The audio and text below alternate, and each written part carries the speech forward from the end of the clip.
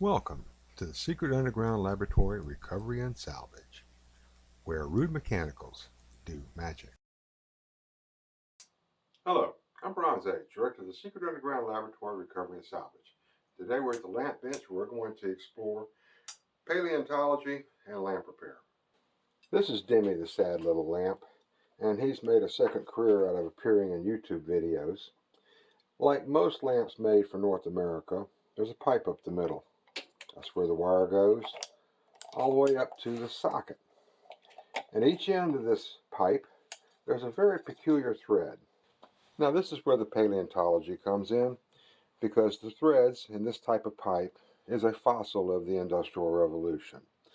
This is called 1/8 inch IPS, that's the specification for the threads, and that stands for 1/8 inch internal pipe size, even though just to the eyeball you can see that's not 1/8 of an inch, it's a good bit larger. This pipe size, the threads, and all the fittings go back to the days of gas lights, where you would come home and you wanted to turn on the lights, you had to flip that valve open and get up here with a match and light the gas light. And at the gas light burner, this is the smallest piece of pipe right there at the lamp. And there's a lot to be said about gas lights, but not a lot of good things. And as electric lights became more and more common and more practical, the lamp manufacturers, the lighting manufacturers, they had plenty of this stuff around. They had the machines that made this stuff.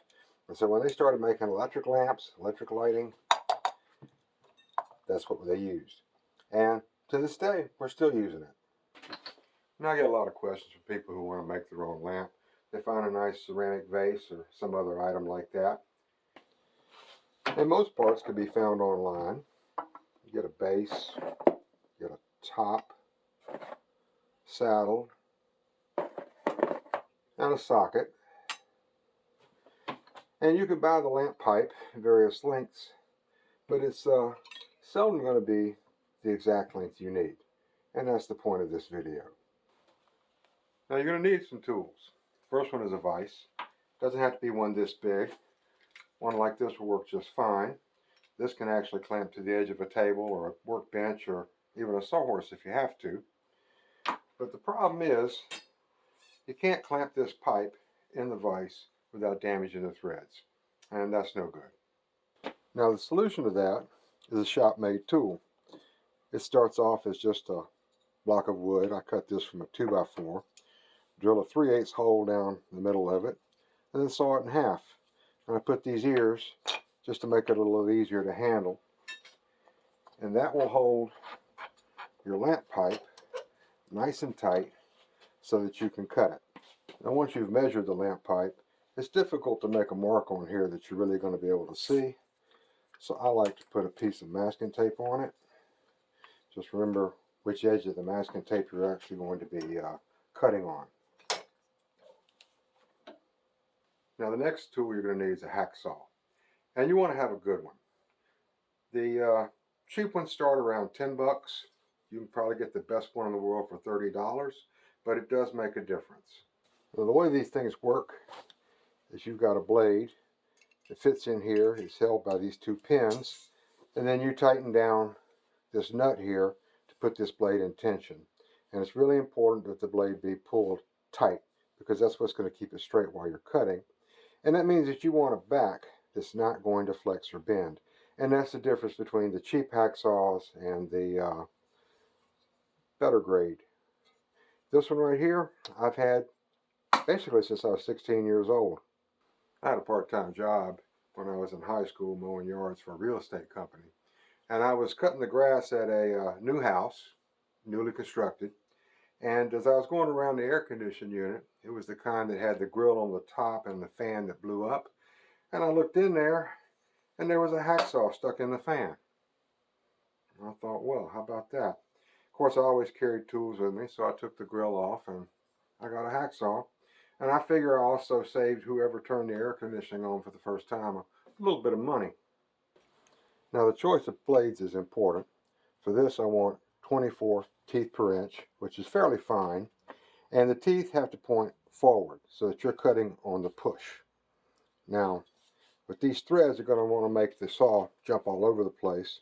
But to make a nice, good, clean cut, you start by pulling backwards. And you keep pulling backwards 4 or 5 times until you've got a nice groove that's going to hold the blade and not let it skip all over the place. And then once you're down in the groove, you push. And try to use the whole blade. You see a lot of blades with just the paint rubbed off in the middle. You paid for all those teeth, so you might as well use them.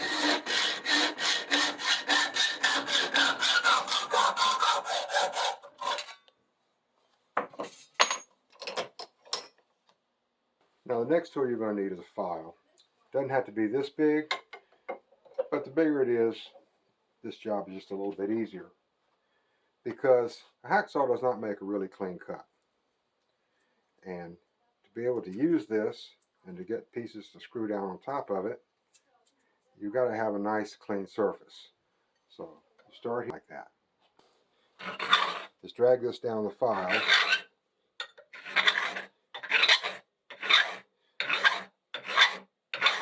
I keep doing that until all the saw marks have disappeared.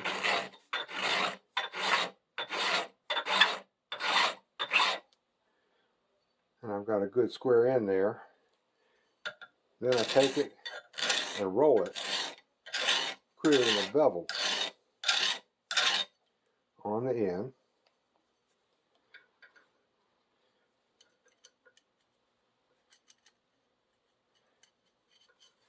And the nut rolls right down on top of it.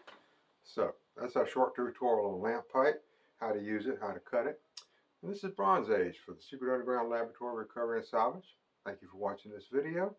We really appreciate a thumbs up. Subscribe if you haven't already.